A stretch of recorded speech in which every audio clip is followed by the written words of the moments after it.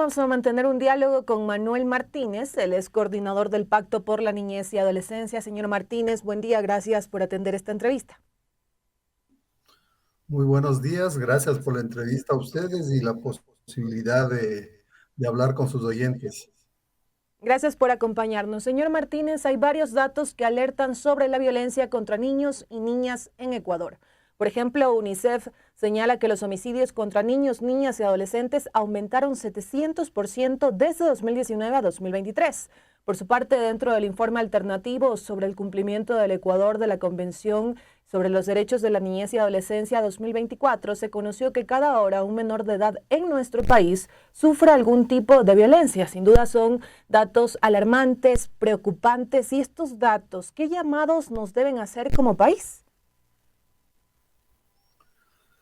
Bueno, como usted muy bien lo indica, estos datos creo que alertan a las autoridades públicas y a la ciudadanía en general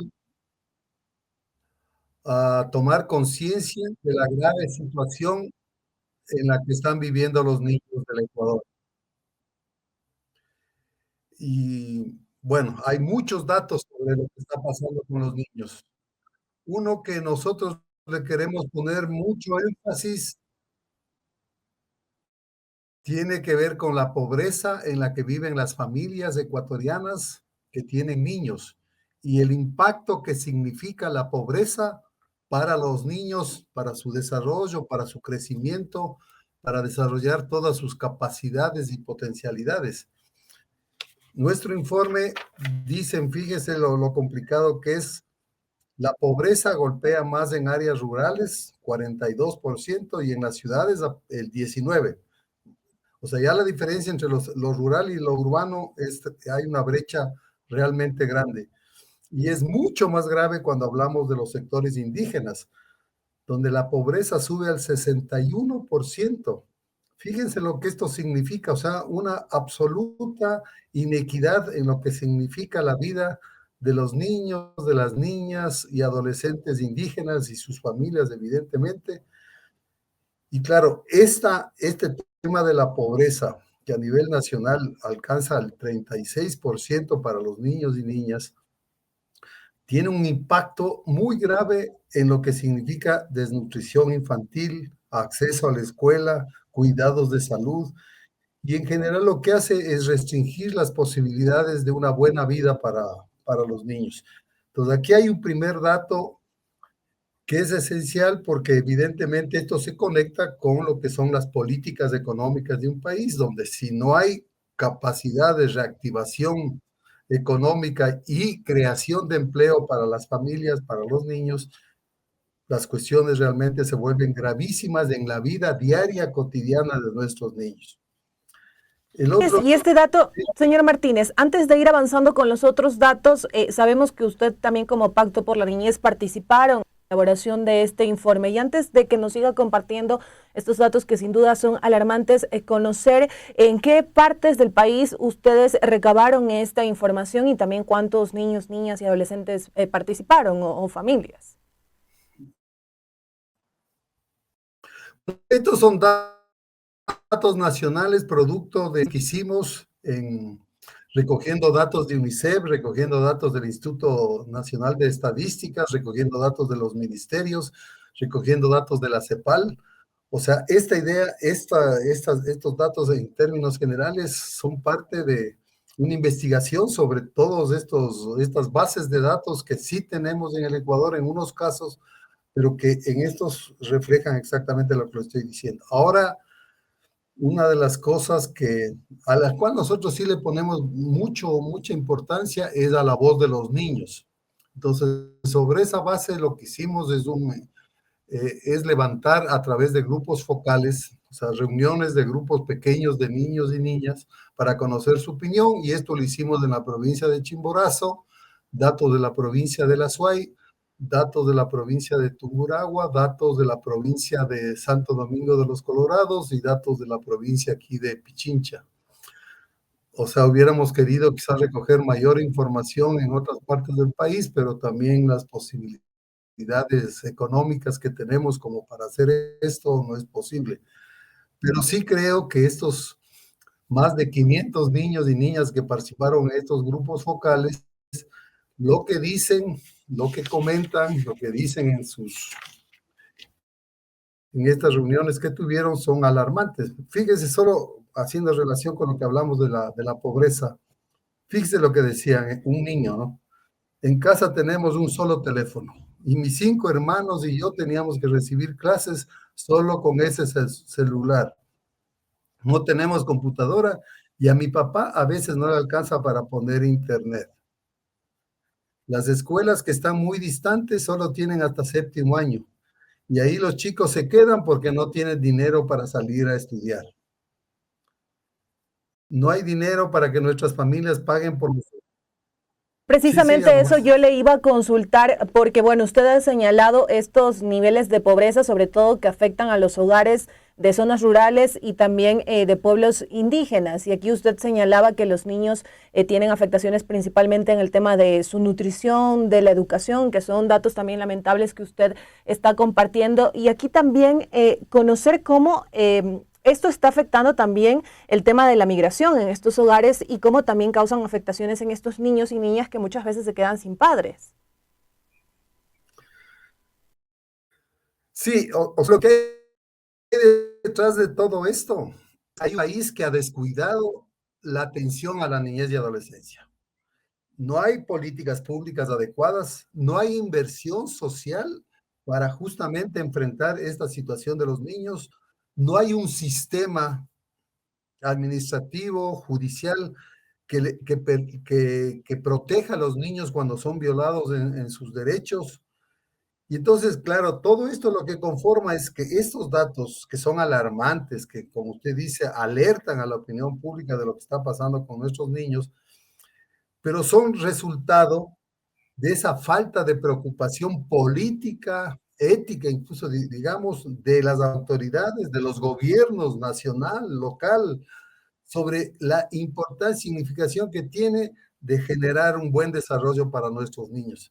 Entonces, claro, usted me dice, yo le digo pobreza, hay datos sobre educación alarmantes, 250,000 niños fuera del sistema educativo. El tema de la movilidad, fíjese que es tan duro observar cómo ahora salen familias completas, se cruzan por el Darién con los niños cargados en los hombros, cruzando ríos, selvas, y uno dice, ¿y qué pasó? ¿Qué pasó aquí en el país? Pero ahí está la pobreza, ahí está la falta justamente de políticas serias, responsables, sensibles con la vida de las familias y en concreto con la vida de los niños. Después viene, por ejemplo, si bien se ha dado cierto énfasis político al tema de la desnutrición crónica infantil, todavía los niveles de inversión, preocupación y articulación entre el gobierno nacional y los gobiernos locales es todavía débil. Fíjense que en la Constitución el agua potable, es un factor fundamental para combatir la desnutrición, es una competencia de los gobiernos municipales. Si los gobiernos municipales no invierten para dotar de agua potable a las familias, a los niños, justamente es complicadísimo superar el tema de la desnutrición crónica infantil, porque eso tiene que ir acompañado de agua potable, vivienda, cuidados de salud, vitaminas, vacunas y todo ese tipo de cosas. Si no hay la inversión necesaria, justamente ahí comienzan los problemas. Y así, por ejemplo, podríamos hablar del tema de la violencia, porque los dos temas que más les preocupan a los niños ahora de lo que hemos visto de sus respuestas es educación y violencia. De eso han hablado mucho. ¿Y qué dicen, por ejemplo, sobre la violencia, donde principalmente ellos sienten que la viven, los que tienen en este caso el acceso a educación, tal vez en estos espacios, en sus hogares, en su entorno, porque también vivimos en un país en donde a diario se reporta violencia desde diferentes espacios? Exactamente, claro. Entonces ahí también hay que, o sea, la idea sería lo siguiente. En términos generales, que es maltrato, negligencia, abandono, despreocupación en los hogares, estamos hablando de que casi la mitad de los niños del Ecuador sufren este tipo de maltrato. Entonces ahí hay un dato complicadísimo. En el sistema educativo y dentro de los hogares, el comportamiento de los padres de familia, de los adultos y en la escuela por parte del personal administrativo. Y también ellos lo dicen, el acoso escolar que es entre pares, o sea, entre los niños y las niñas.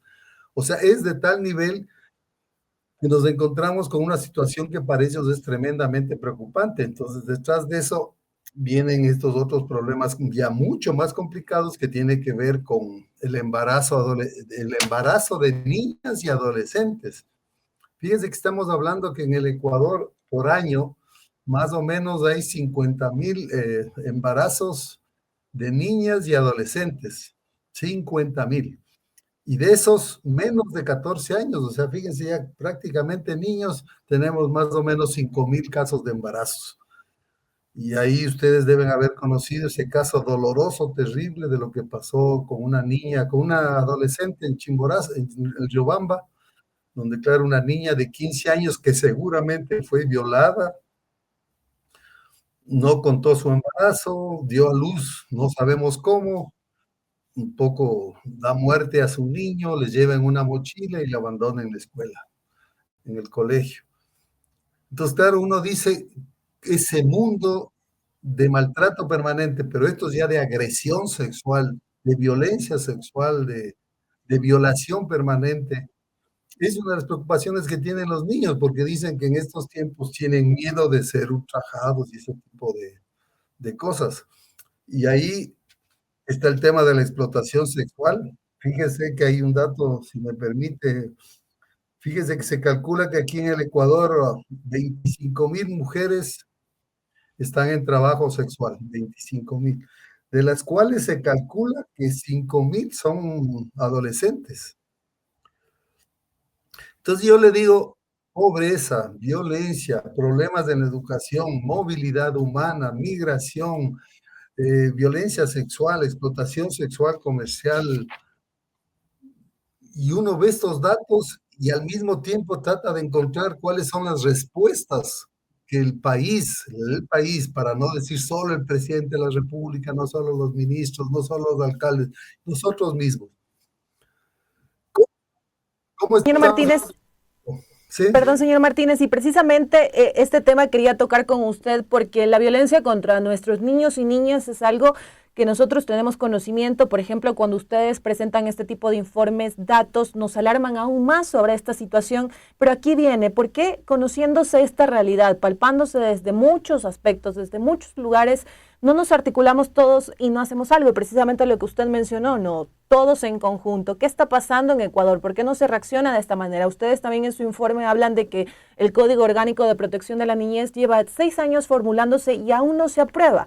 Entonces, este esfuerzo desde quienes también debe venir, la academia, instituciones públicas, privadas, gobierno, Asamblea Nacional, desde todos. Esa es la pregunta del millón la que usted acaba de hacer.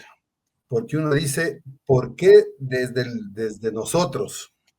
Y más evidentemente desde los funcionarios públicos, comenzando por el presidente de la República, ministros, alcaldes. ¿Por qué no hay esta reacción ética, social, política para enfrentar este tipo de cuestiones? Entonces ahí nos vamos encontrando con algunas respuestas. El país desde hace varios años ha entrado en una lógica económica de austeridad pública, ajustes económicos, austeridad pública y poca inversión social.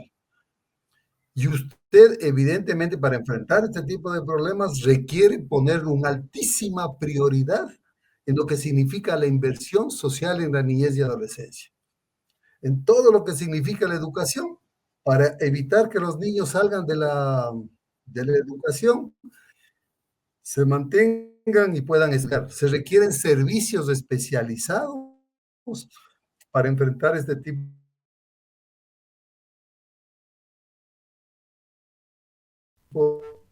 de problemas. Es una inversión para el caso de Corape y la gente que escuche este programa en términos más rurales, indígenas. Si se calcula que hay más de 300,000 niños trabajadores, fíjese, 300,000 niños trabajadores, esas son las cifras de las que hablamos. ¿Sabe cuánto es el servicio que brinda el MIES, el Ministerio de Inclusión Económica Social? 12,000, 12,000 niños. Ese es el esfuerzo que hace el ministerio para enfrentar el tema del trabajo infantil. Entonces, en términos generales es absolutamente insuficiente porque 12,000 frente a 300,000 no significa nada. Y así vamos viendo el Ministerio de la Mujer y Derechos Humanos, por ejemplo. ¿Cuáles son los niveles de inversión que tiene ese ministerio para enfrentar el tema de la violencia en contra de los niños y de las niñas? Prácticamente nada. O sea, tienen un poco de protocolos, manuales, pero si usted ve cuál es el presupuesto que ellos tienen para enfrentar una cosa tan grande, que debe partir desde la prevención, desde el tratamiento, desde para enfrentar este tema, no hay los servicios adecuados, no hay las políticas adecuadas, no hay el personal necesario para este tipo de cosas. Y ahí nos encontramos, quisiera citar mucho eso también por el alcance que tiene su emisora, es esa incapacidad fuerte que existe primero entre una articulación entre los propios ministerios nacionales, salud, educación, MIES, más otros ministerios. Y después la articulación de esos ministerios a nivel local con los municipios, prefecturas, juntas parroquiales. Si no hay la articulación y cooperación adecuada entre todas las entidades públicas, es muy difícil enfrentar estas cuestiones. Y entonces se pasan ahí en un juego de esto es mi competencia, no es mi competencia, no tengo plata, no tengo plata. Y en concreto, lo que pasa es que esos niños que están hoy viviendo en el Ecuador, al no tener esa atención, ese sentirse prioritarios en la inversión pública, en la política pública, viven lo que están viviendo, lo que representa o sea, para la democracia y para el desarrollo del país, es una pérdida inmensa, porque son generaciones de niños que nacen, viven bajo estas condiciones tan deplorables y tristes para su vida. Así es, una situación lamentable en este caso. Le agradecemos, señor Martínez, por acompañarnos en los medios comunitarios de Corape, contarnos un poco más acerca de este informe que, como mencionamos, nos alerta como país. Esperamos que exista pronto una respuesta por parte del gobierno nacional desde diferentes espacios para todos hacer un solo esfuerzo y ayudar a nuestros niños y niñas a que no atraviesen estas situaciones que son lamentables. Muchísimas gracias por acompañarnos. Muchas gracias a ustedes y si me permite, yo siempre agradezco y felicito a emisoras como las de ustedes que tienen la sensibilidad de abrir su espacio para escuchar estas cosas, para sensibilizar de alguna manera a la gente, porque también hay otras emisoras que simplemente no se interesan, no se preocupan, esto les parece un tema menor y le agradezco en este sentido a Corape y a usted por la entrevista para que sigan en este camino y vayan abriendo las posibilidades de que la gente tome mayor conciencia sobre la situación que hemos presentado. Muchas Muchísimas, gracias. muchísimas gracias, muy amable. Amigos y amigas, nos vamos a una pausa. Sigan en sintonía de la red de medios comunitarios que hacemos Corape, que ya regresamos con ustedes.